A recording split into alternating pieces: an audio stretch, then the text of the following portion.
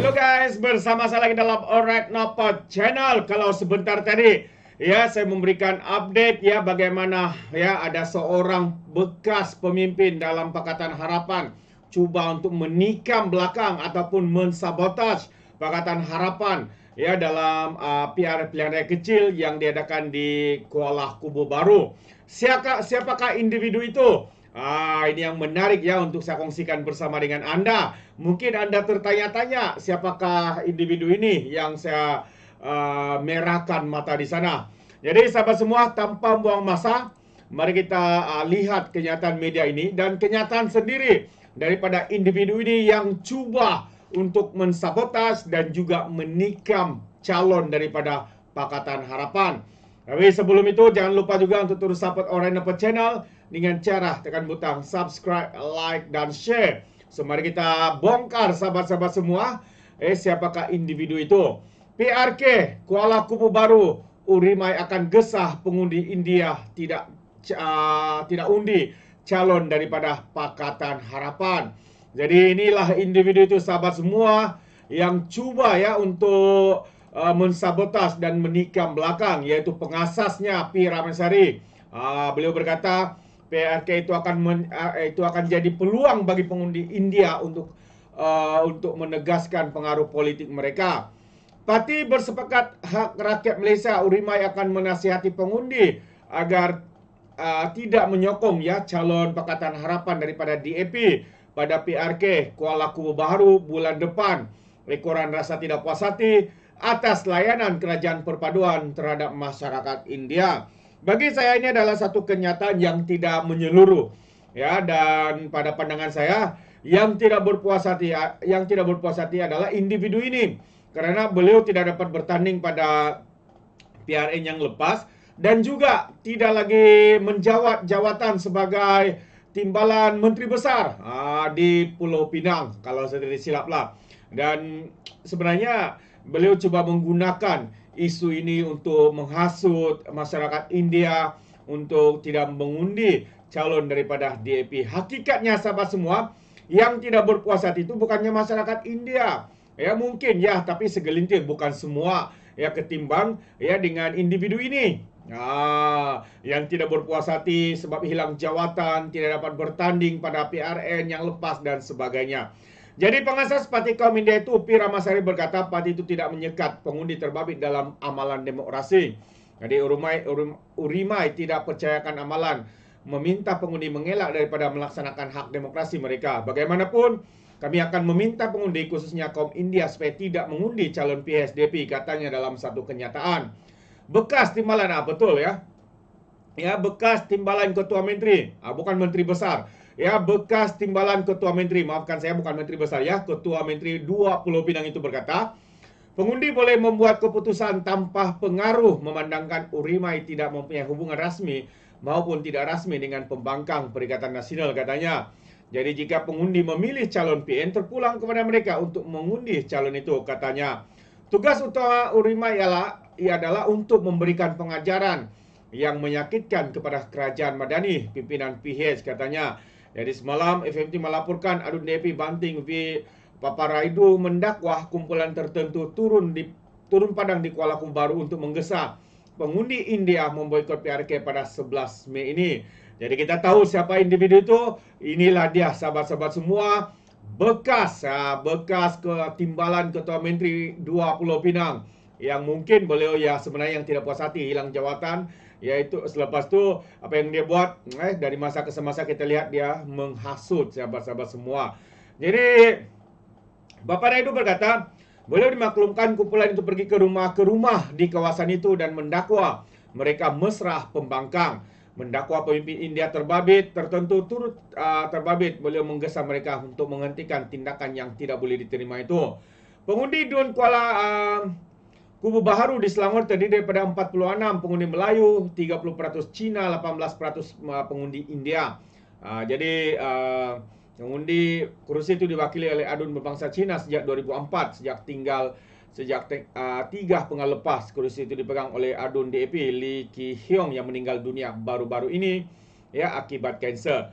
Ramasari yang juga sebelum ini berkata sokongan kaum India akan diuji pada PRK itu menggesa pengundi India agar menegaskan pengaruh politik mereka dan menuntut layanan yang lebih baik daripada kerajaan.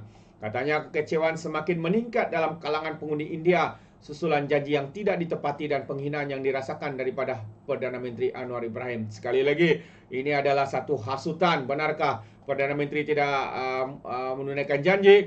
Benarkah Perdana Menteri menghina kaum masyarakat India? Yang saya tahu yang menghina masyarakat India itu adalah Mahathir Mohamad. Ya, apabila beliau mengatakan kononnya masyarakat India, Cina ya masih tidak setia kepada negara Malaysia.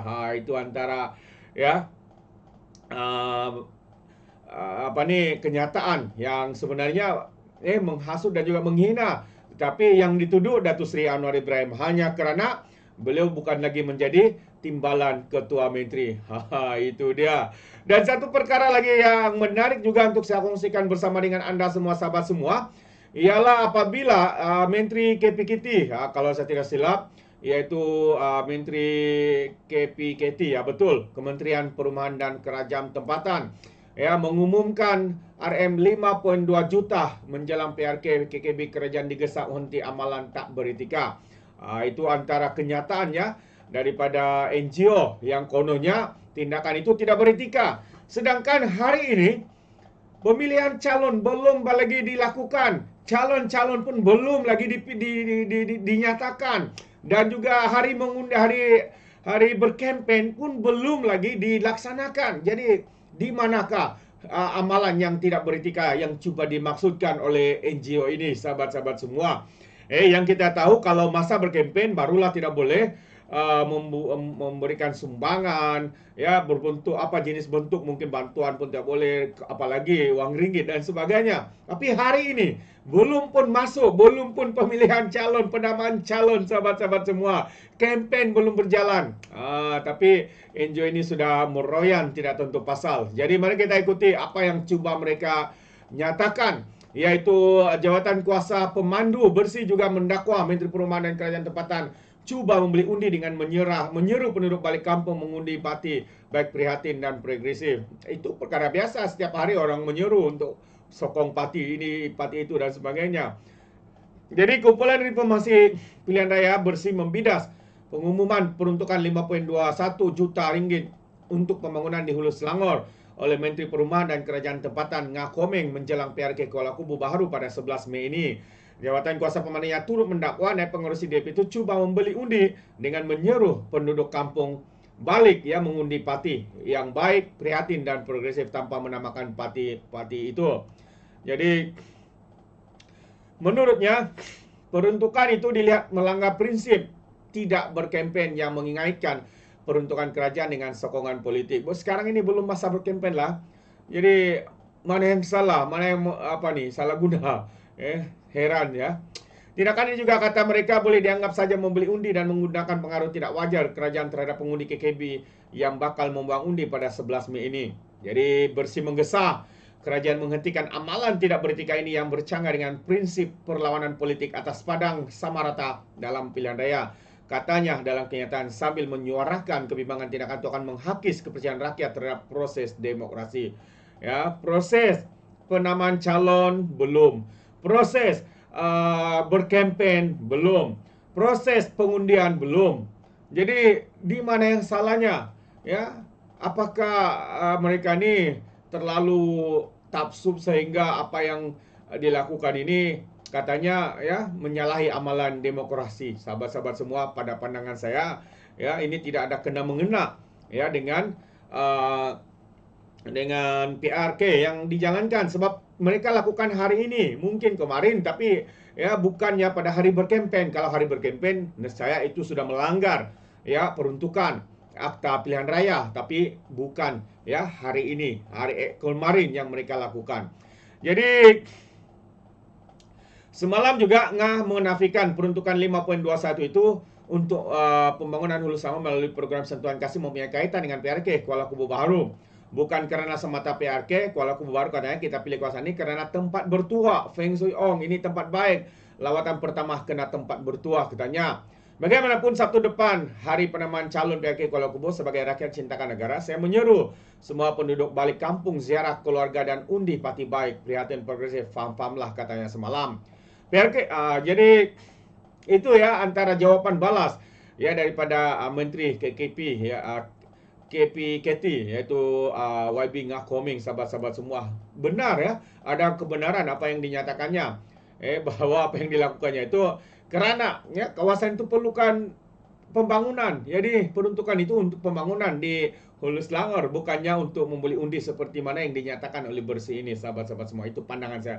Bagaimana pula dengan Anda? Adakah Anda setuju atau tidak? Anda boleh berikan komen di dalam ruangan komen atau pandangan ya. Jadi terima kasih, izinkan saya untuk mengundurkan diri dan seperti biasa peribahasa mengatakan tak apapun kangkap 2 tahun keinginan dalam bahasa Melayu tepuk dada tanya selera. Sekian saja daripada Alright Nampak Channel, saya kita berjumpa lagi. Bye bye.